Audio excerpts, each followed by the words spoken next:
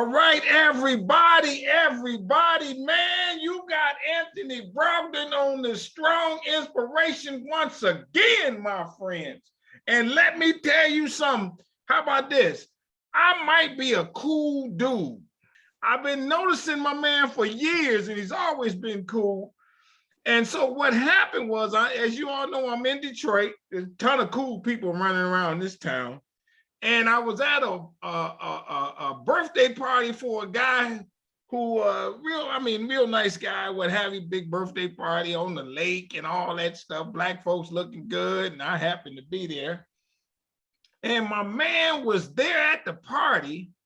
I tell him about Strong Inspirations. He pulled me to the side. He said, man, I got a story for you that happened in my family. I said, what? He said, yeah, man, let me tell you this story. And he gets to telling it to me.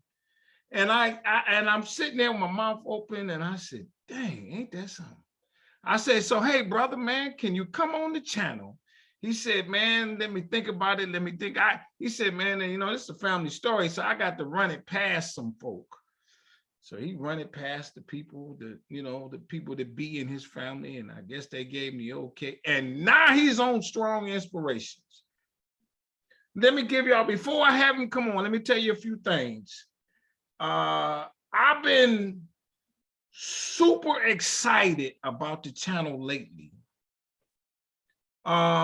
If you have not noticed and had not the first time here, whatever, I'm over 500 subscribers. I'm super excited about that. But now I got super lofty goals to get 5,000 of them in the next 4 months. 5,000 subscribers. I need 5,000 of y'all who've been watching me, because I got videos that's got 2,000 and 3,000 views and what have you, just to hit that subscribe button. And it's free. It don't cost you nothing. It don't ask no information. Hit the subscribe button. I appreciate it. Or for my own deal, right? I've been interviewing some people. I got a lady on the channel from Nova Scotia, Canada. Black folks got on another ship to flee America and went to Canada. Y'all need to watch that one. I got a lady on the channel from Australia. I didn't know this, but initially Australia had all Black people.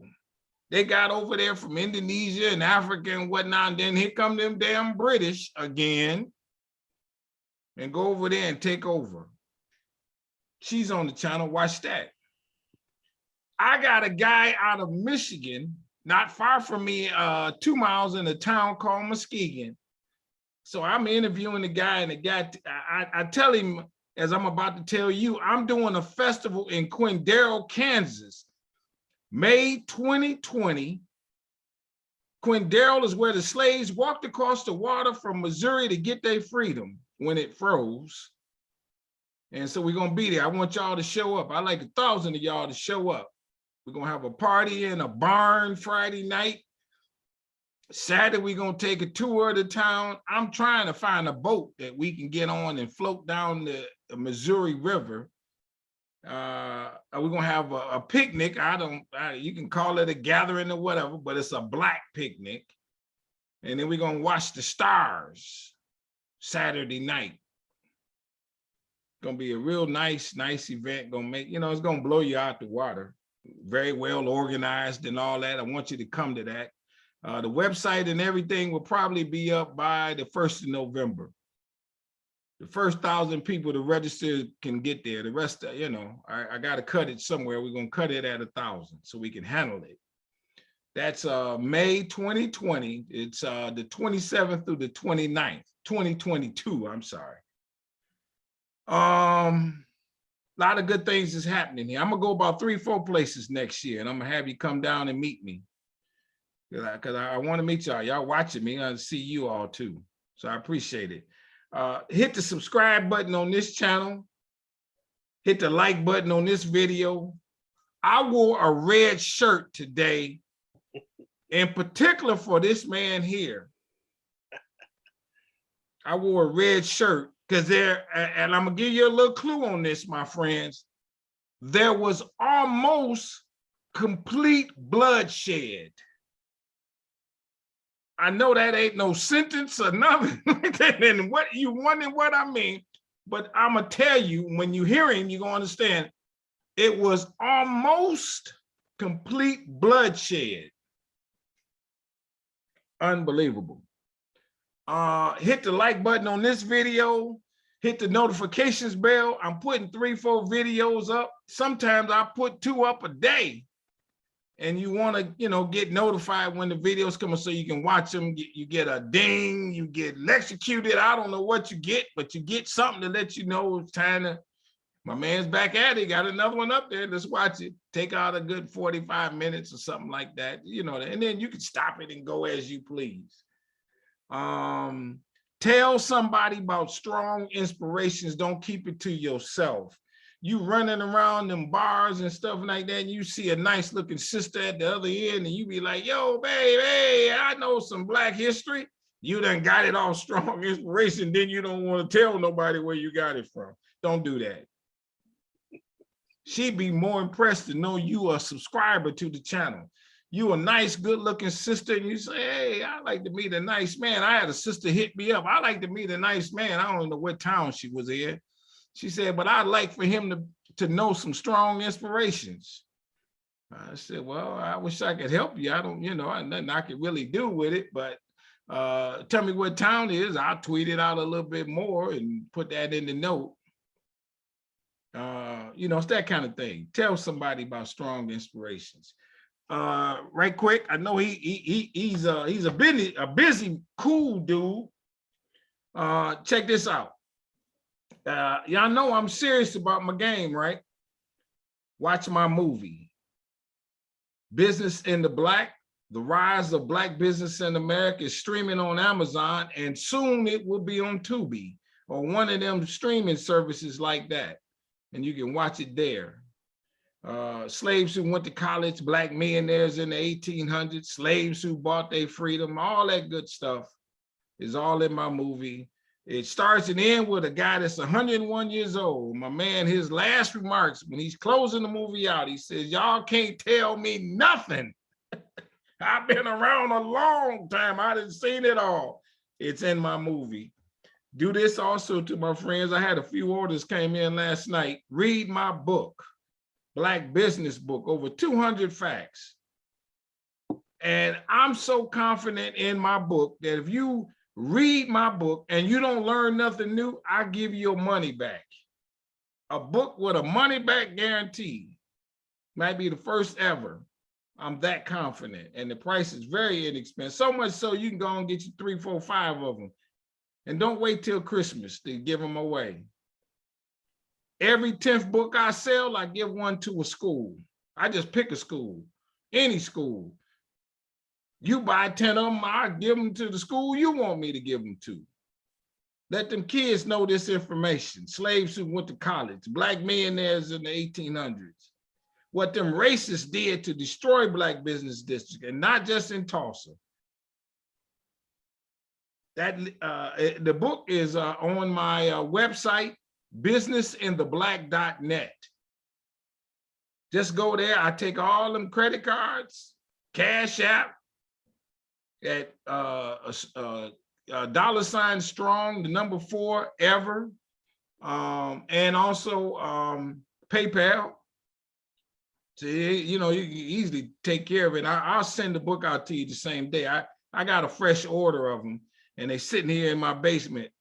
And so I put them in the mail the same day. I want you to have this. I know what's in the book. So go on and get a copy of my book, my friends. And so I told you he's a cool dude. Let me tell you one more thing else about my guest today. And it goes like this. I use the word strong a lot. You've heard me. I say that often. It's my key word. It's just what I like it. Strong stands for strength, tenacity, resilience, and a sense of oneness, nobility, and grace, which that is my introduction to my guest. Come on, you strong Black man. Tell us your name and let's get it on. Strong Inspiration. Thanks for being here. Well, first of all, man, thanks a lot for having me. It's a pleasure and honor to share my story. But I tell you, man. No, hold on, stop. What's your name? Oh, Gerald Bridges. Gerald Bridges. Okay, brother. All right, now we know Gerald you. Bridges is my name. You know, I'm telling you, I got your book right here. There you go. Hey, everybody. And that's part of the story because I appreciate what you're doing. You're a hustler from way back. You ain't told the whole story. You're a cool dude too. There you go. First time we met, you were an entrepreneur, and we did some business together. That's right. But then we joined back up at that event that you were talking about. Yep. And I tell you what, right afterwards, we walked to the car together, and you shared with me what you were doing. That's and right. I bought a couple of books from you. That's right. Okay, I read the book. And I guarantee you, and I'll tell your subscribers or whatever that, within the first couple of pages, you're going to learn something. That's right. That's right. I was inspired by the book. So the next time I saw you, I really had a better idea of what you were doing. That's right. And then I told you, I say, well, you know what, man, I actually have a story for you. I love it. And I told you the story, and you said, no, you got to tell everybody that story. Yeah, but before you do that, hold on, man. I interrupt my guest every now and then. I got some questions, man. First of all, everybody, I like his backdrop, man. He look like raw. I like the way you in between that arch and the light on you, man. That look real nice. Let me ask you this: where you from? Detroit, Michigan. And you a conscious kind of guy, and then you were telling me you going back to where your folks are in the next couple of days. Your family is kind of close knit like that, right? Oh yeah. As a matter of fact, we're traveling back down to Troy, Alabama, which is where I'm from, on next Wednesday. Yes. As a matter of fact, when we had the conversation about it, was a couple of people I was going to talk to before I agreed to do this. One was my brother, who's not sitting too far from me right now. He's here. He came in from Missouri so we can drive down south. And I went and talked to my aunt as well to make sure I had all of my information correct of what I remember so I could share it with you. Okay, hold on. Let me ask you this. How did you get the story? How did you find out first time? Okay, well, this is what happened. I went to Michigan State University. I was at the College of Urban Development, Racial and Ethnic Studies, Dr. Robert L. Green's college. He's a brother up there. As a matter of fact, he's the first Black man that owned a home in East Lansing. They're celebrating him next week. Yeah. I wish I could be there, but I'm going to be down south. I'm going to be there. I know what you're talking about. Right, in Troy, Alabama, right. That was his college that I went to there. Yeah. There was an instructor there by the name of Dr. Richard Thomas. He was in one of my classes, and he told me, he said, listen, if you want to learn about your history, and when you go home in this summer, I want you to do one thing for me. And when you come back, tell me how it went. So he told me to sit down with my grandfather and just ask him to share some things about when he was coming up. Mm. And me and my grandfather was very close. He's one of the guys who raised me. I got you. When I went back and I sit down and I just asked him, I said, man, listen, I heard a few little stories. I wonder if you would share some of that information with me about what happened to you in Troy, Alabama. He gave me the strangest look because I don't think he knew that I knew. And he looked at me and he says, well, I tell you, if you man enough to ask that question, then you're man enough to handle this answer. So the story. Okay, hold on, let me stop you right there. Let's set the stage. Are y'all sitting at the dining room table? No, we're sitting in the living room. Okay. He's sitting in his reclining chair, where he reclines back to watch TV. And I pulled up the seat next to him to talk to him. I love it. In the living room. Cut the TV off. No, TV off. Ain't nothing going on with me and him. I love it. So when I asked him that question, he proceeded to tell me the story. So this was in Troy, Alabama. And Troy, Alabama is incidentally where John Lewis is from, the boy from Troy. I know you all heard about that. Yeah.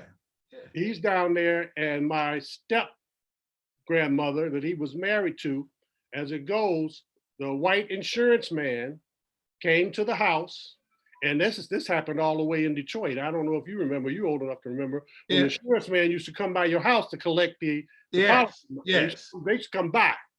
So they came by the house to collect the insurance money, and my step grandmother was there, and she just didn't have it that day. She said, I don't have the money. Okay, hold on. Let me stop you there. What year you think this might be? Woo. The 50s? Oh no.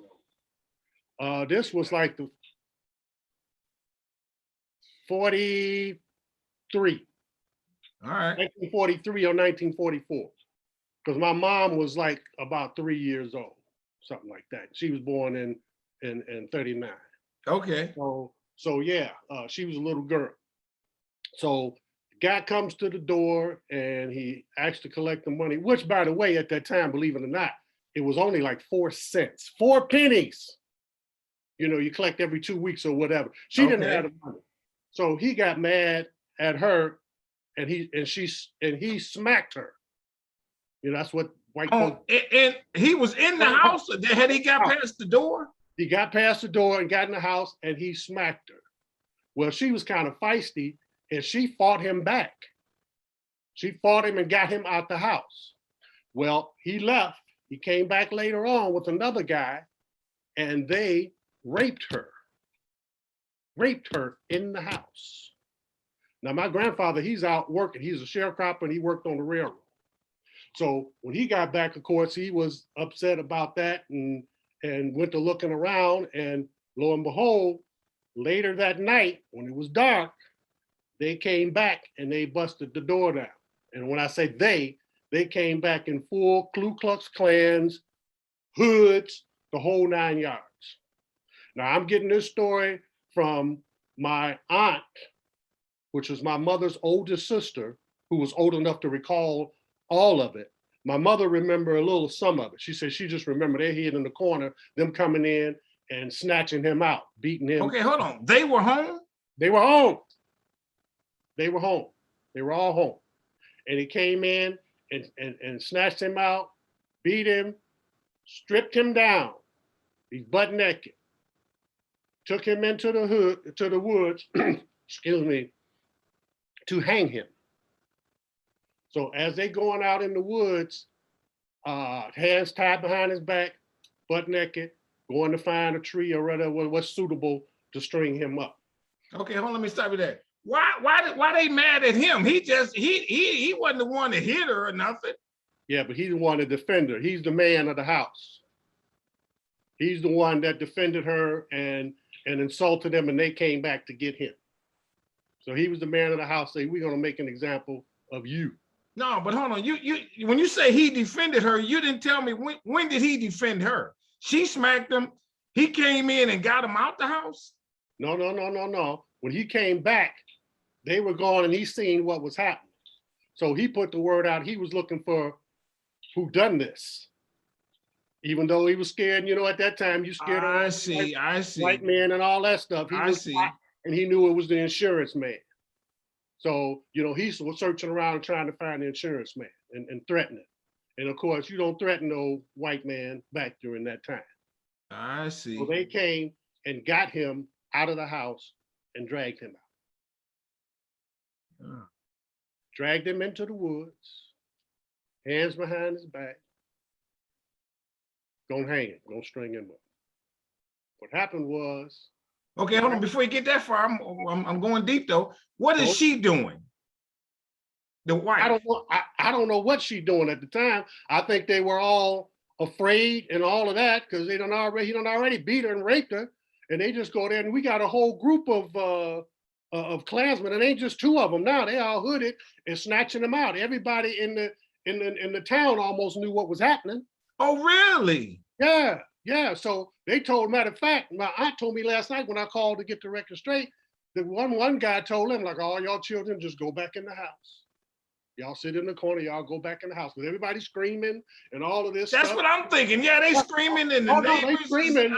They doing everything, trying to stop, and they push them on back. They didn't hurt the kids, but they were beating the old, the adults. Get on back in here before we take you to, and all of this type of stuff. So it was Oh, going let me on. ask you this. Is it 3 o'clock in the morning, 4 o'clock in the morning, or what you got idea in the I time? don't know what time it was, but it was after midnight. So it was like Okay, so it's dark. It's jet black. It's dark. It's dark. Let me ask you this. Do the rest of the neighbors come out the house? And No, they don't. No, they don't. They look out the house. They don't come out the house. They dare not get involved. are they walking down the street as you see like in the movies with a torch in their hand and all that No, kind of yes, stuff? yes, they did have fire. Yes, they did. I spoke to my aunt, like I said last night. She said that's the one thing they remember. All she can remember is the fire, is the torches that they had in their hand. That's all she could remember was that fire that they had. So they scared they're gonna burn the house. So they don't move. They scared the house gonna burn down. They had fire. They had the torches. And Did they have a cross? Now that I don't know. I'm not sure about it. There are telephones. I don't know if it would have made a difference, but could you call 911 in that circumstance? Man, first of all, the telephones then ain't nothing like the phones now. You know, you think about what we talking about. You know, so and a lot of folks, black folks in 43 ain't got no phone. I got you. Right. There was no phone. Plus, what it is, people tend not to realize and understand the Ku Klux Klan are not, there are people that you know in those hoods. It could have been the sheriff that had the hood on. So who you gonna call? Yeah, that's call true. the sheriff, the guy is there to take you and he knows about it because he's doing it. That's so the true. Ku Klux Klans were the judges, the doctors, the police, and all of that. That's what people tend to I got you. Understand about that. I got you. They were. So there was really no one to call. Yeah, I got you. Everyone knew. Everyone knew. And what was more evident of it is when I get back further in the story. Right. So they out and they're in the woods and they get to a spot where they think, you know, this is going to be fine. Well, I guess a designated area. I don't know what it was, but my grandfather, fortunately, was a Mason. And he gave, you know, and if you're in any, and by the way, I'm a member of Kappa Alpha Psi. That's why you got that red on. I already know. Already know. You're gonna let that go. I ain't gonna let that go. You know I had to say that. You know I did it for you, my friend. You know I did it for you. And I know you're a member of Eternal Order yourself, brother. You know, I know you done put that out there a few times. Yeah. But the reason I say that, for the people who don't know, all the Divine Nine and the Masonic orders, all orders like that have a distress signal, a distress sign. He gave a distress sign, and the white dude, of course, who's in the Ku Klux Klan, he saw it. And he knew that my grandfather was a Mason. So he had him by the hand and he's leading him out. And he whispers to him, he said, listen, there's nothing I can do to help you here, but I'm gonna do this. At a designated time, I'm gonna loosen these ropes from around his wrist, which was behind him. I'm gonna let that go. When you see the opportunity that you can take off running, you do so. Now, if they catch you, ain't got nothing to do with it. Okay, so now hold on. When he did this, they got him at the tree. Yeah, he's just about at the tree where they were gonna be. They still walking towards it. And he seen that they knew where the spot was. So their attention was on trying to, you know, put the noose up and do all of this stuff, you know, where a spot that where they were gonna be.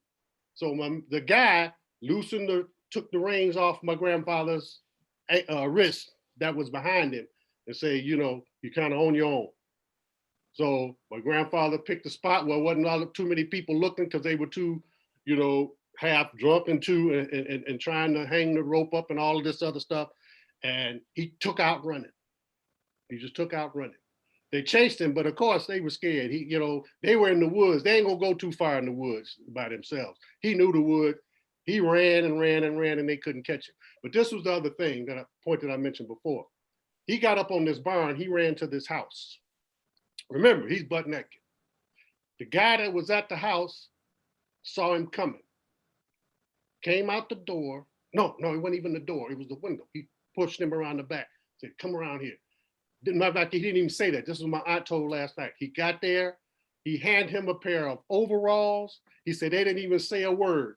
They just looked eye to eye. He knew what was going on. Like I say, the town kind of knew. They gave him some overalls and something to keep on running, and he kept on going. And the rest of the story is history. He jumped the train, the boxcars, and got down to Mobile. That's where he actually went from Troy, Alabama. And then from Mobile, came up to Detroit. Got a job, started sending for family one by one. And that's how our family got from Troy, Alabama, up to Detroit, Michigan. And he had how about this? He had 8 kids. What happened? Did they go back to the house and try to do anything to the house or nothing? That was the end of it. They couldn't find him, and they said, okay. Well, they looked for him. What they did, they put the word out. They went back. I don't know if it was back to the house or the town or the church, whatever, however they handle that. They put the word out that they better not ever see him in Troy again, because if they see him in Troy again, they was gonna kill him. Now, and I'm sure she didn't try to press charges, tell nobody, any of that kind of thing. Well, no, man. You don't do nothing. What are you gonna do? At that time, you know, Jim Crow, you were scared of, they were scared of white folks. White folks did whatever they wanted to do. That was the time that there was separate bathrooms. You didn't walk on the same side of the street, all kind of stuff. It was nobody to tell. Who you gonna tell? You gonna run and tell the police? As I mentioned before, the police was the Klan. I got you. I mean, no one to tell, you know, no one to go to. It was trouble. If you start mentioning and talk about it, you were bringing more trouble on yourself. And there was another visit from the Klan late at night again. How long after he had left do you think before the whole family joined him? Oh, it was a trickle down thing. It was, you know, my oldest aunt was first to come. My mother and them were still down there. I think it was over a course of about, I'm not sure, but I think it was about 8 years or so. It took time because he had to get a job, get money, send it. So, but by the time everyone who left, who wanted to leave, like I say, we still got a couple people down there that wanted to leave and get away. It was years, but everybody that wanted to come came, and everybody, and he ended up going to General Motors. He worked at General Motors and the city. He worked 2 jobs all of his life. He worked for the city and General Motors. He got my uncle a job at GM. My whole family, everybody that came up worked for either Ford, GM, or Chrysler. All came up and went to the plants because that's what the migration was all about anyway. Did you hear that he had nightmares, some psychological issues behind this, any of that kind of thing? No. If he did, we never knew. We never knew. Like I say, he was a hardworking man. You know, he worked 2 jobs on the weekend. He would drink and go out, you know, and come back and then start the week up all over again. Well, okay, how about this one? Was he, and I heard what you just said there, but did he also have a very negative attitude towards white people? You know how sometimes the guys would be like, man, that cracker, that this, that, and the other, that maybe was a little bit over the top. No, he never showed that. He never, ever showed that. That's why I never would have known that happened had I not heard about it in question. Really? He never said anything about that. But the kids, the daughters and the sons, they were very bitter and always spoke about, you know, racism, Ku Klux Klan, and just basically white people in general. About their nature and how they are. Oh, okay. So, you know, as a matter of fact, that was one of the reasons when I went to Michigan State that I got a minor in racial and ethnic studies. You know, because I was kind of militant when I was growing up in junior high and high school. You know, so that was how about the grandmother? Did she show something from that? No, not that I know of. I didn't know her very well because she was a step grandmother. Yeah. But when he came up here, we had another grandmother that raised us, our original grandmother. So I didn't know her very well. Okay. But she was feisty anyway, I heard. She was always a fighter. So that's why she stood up to the white guy, which is a no-no. You don't do that. And that's where the trouble began. When did he ever go back down there? It was, I don't know what year, but it had to be about 30 years later. 30, 40 years later, he went back down there. And it wasn't for long. It was to pick some people up and come on back. So he didn't even want to go back. He didn't want to go back you're going now. What do you want to see? Are you going to mention this to somebody? Do y'all talk about it in your family? Well, more so now. We didn't talk about it a lot, but I was the one who was really inquisitive about it and got him to talk about it. Then after that, I started, asking around to my aunts and them about that. And they said, oh yeah, oh yeah. And then they would start telling more stories about, how it was down there and how things happened. So, but they're a little bit more feisty and about it than he was. He was very quiet. He wouldn't really say very much about it. My grandfather. Have you learned that Troy was real notorious for that kind of attitude and lynching and stuff? Is it, you know what I mean? Right. Well, it's not just that whole all of the South, man. Mississippi, Alabama, Georgia was all huge with lynching.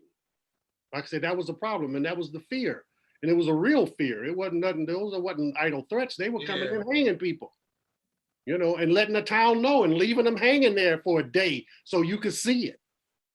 So no, this was no idle threats. These were no idle threats. This is what went on.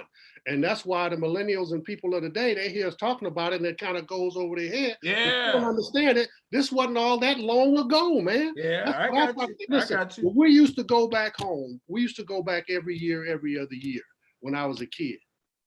And you hear the stories, and when you do your fried chicken and you wrap it up in aluminum foil and you put it in a bag and you get all your stuff to go down there, so you wouldn't have to make a lot of stops. See, people didn't understand that. Once you went back home, you didn't really stop at just to get gas. That's it, and keep on going. And as a little kid, if you had to use the bathroom, you had to pee in the bottle. You had to pee or something because you wasn't stopping on the side of the road because it was still prevalent then. I remember going down there, it was places that I couldn't go. There was a Holiday Inn right off the 65 that right before you got into Troy that we couldn't stop at. We could not go in. I remember that. Yeah. One of the years that we went back down there, we were able to go in there. My uncle said, let's go in here now, because he remember before when we used to go down there, we couldn't go in there. Okay, let me ask you this. What did he do for a living? Did you know that? Which one? My grandfather, the one that they almost hung. What did he do for a living? He was a sharecropper. That's all. And he worked for the railroad. That was it. He wasn't an educated man, never went to school. Oh, really? Never went to school. He was not an educated man. Just taking care of his family. And he had 8 kids. So he was working to put, to have a house, roof over their head, and food. Just before we come to a close, a couple more questions, if you don't mind. They come into my mind. Where was the house? Was it in the black side of town? You know what I mean? In Troy, was it the white people had to come from a distance to walk there? You know what I mean? Yeah. It wasn't a black. Well, most of Troy was black. So the white folks kind of stayed outside of Troy. Okay. But so they had to come a ways, in to find and to get where they wanted to go. Now, I remember when the university, Troy University, that's down there now, it was just getting started. They were just building that, so it was a small town. It's a little bigger now, but it was a real small town. Let me add two more questions. Is the house still standing? Not that house. No, it's not. But there is a house that's standing that we're going to. That when I went down there, when we go down there, well, let me give you another quick story. We used to go down there, and in the house that they broke into, it was a shotgun house. Now you're talking about the house that they got your great grandfather from. Right. Okay. We would stay there when we were little, but at night it was a tin house, a tin roof, and a tin bottom. You can hear the rats running on top of the tin roof, and me and my brother was scared, and we were like, the rats are gonna get us, the rats gonna get us. We can see, and so they took us from there and took us over to our other uncle's house. So we wouldn't even stay in that house no more because we were scared to stay in there. So we went over another great uncle's home. Actually, my grandfather's mother, my great grandmother. We would stay with my great grandmother every time we went down there, and that house is still standing. And that's where we're going when we go down there next week. It is still standing. So, it was a good lesson and an eye opener to me. And the funny part about it, the way it hit me, I never even wrote the paper about it. I never even did it. I did go back and tell Dr. Richard Thomas about it. I said, you know, that was really something. I did that, but I couldn't bring myself to even write about it after I heard about it. After he told me the story. It was too personal. I was like, oh man. As I guess one more question, as we come to a close, how did he end that conversation when he told you that? Do you remember? I don't. I really don't remember how he told me, how he ended it. But I just never forget the look in his eye though. Yeah. The first look in his eye when I asked him the question, that was the kicker. Because, you know, he was reading the paper and he was doing something. He stopped, he put that down and he looked at me and he stared me in the eye and he said, well, if you're man enough to ask that question, then you're man enough to understand the answer to this question, what I'm about to tell you. And I was like, whoa, here we go. I had to brace myself. And before you know it, he was telling me, you know, the story about it. You know, how old do you think he was at the time? That's a good question. I am not sure. He had to be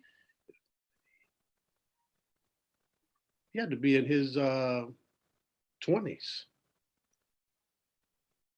He had to be in his 20s. He was a young man. He had to be in his 20s, maybe going to his 30s. Because my oldest Aunt May was about 13. So, and he had a couple, late 20s. No, early 30s.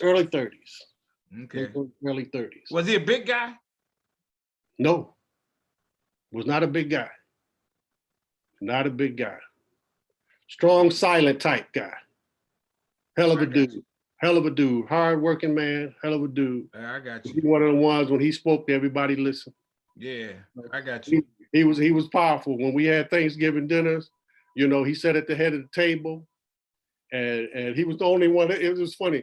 If he belched, he didn't even have to say excuse me. You know, everybody ignored it. That's how he was just powerful. I got you. He just belched and he just kept on going. He, you know, and I thought that was really something. That's why I said, why pop off that? I said, leave him alone. These questions keep popping in my head because you ahead, coming too close. How do you think that shaped him? Do you think that did it make him resent people? You know what I mean? Or he was did it quiet him down or anything you think? I think, and that during that time, and my aunt made this point to me last night. She says during that time, most of your people who were uneducated when and things like that was happening to them, they wouldn't say anything about it. They didn't really want to talk about it. So it would internalize it and they wouldn't talk about it, and whether they were afraid or thinking something was going to come back on them or what. They didn't talk about it that much. It wasn't until the kids started growing up early, you know, really growing to school, it was like, no, we didn't appreciate that. We live some of this stuff that they trying to not show us in these books. These books that they showing us is not really what's going on, the history. I got you. That's going on. So it was the kids who became more rebellious. He was just laid back and quiet. So it may have shaped, I'm sure it affected him. You know, I'm sure it affected him. But, you know, black men at that time had to do a lot of things, man, you know, just to get by. I mean, you know, when you're running for your life, you just think he running through with no clothes on, he running for his life. You know, they wasn't going to catch him once he got away. He was away. You know, so I don't know if he buried it in the back of his mind for a while. I don't know. And it could have been, you know, the other thing is he could have been embarrassed about it, which he shouldn't have been, you know, but you got to think about that. You know, they embarrass you in front of your family. They come and knock your door down, beat you up, strip your clothes off. Right. You know, so that's demeaning. Yeah, sure. So, you know, that could have been it as well. Yeah, I got you. We ain't gonna talk about that no more. He could even say, let's not speak on that. I got you know, that type of thing. So, okay, I got one more question. This is on you, man. Yeah. Did you have a white friend, and would that pop up in your mind if you did? No. And I have a few white friends or people I work with, because you know, yeah. You know, you work with white folks. Yeah. I don't have any bitterness or hatred per se, but I know in my heart what it's all about and how they are and what they've done throughout history in this country and all over the world. Yeah, so yeah. I know what they're all about.